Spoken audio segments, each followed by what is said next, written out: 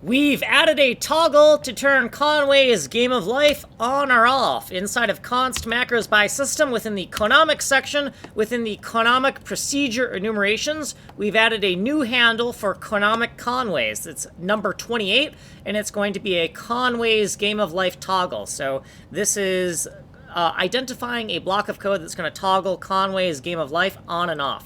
Then within data by system, within the Conomic top-level data section, Conomic top-level data, we have bound that to the P key. So in this Conomic lookup table A through Z, for the P key, we have now added Conomic Conways.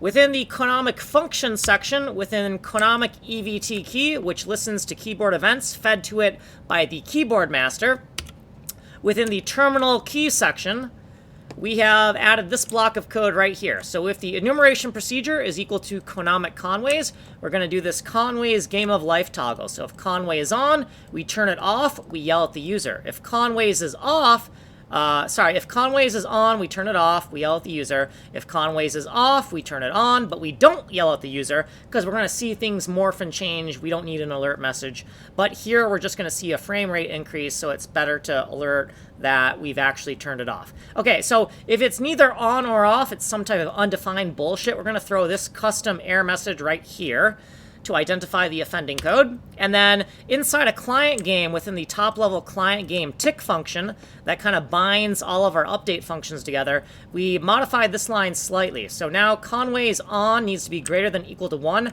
rather than just Conway's on, because I use positive for on, negative for off, and I usually use 0 for undefined. So we just slightly modified this line, and if Conway's is on, then we set this Conway's variable to 1, and then down here, if the Conway's is truthy, we update Conway's right here.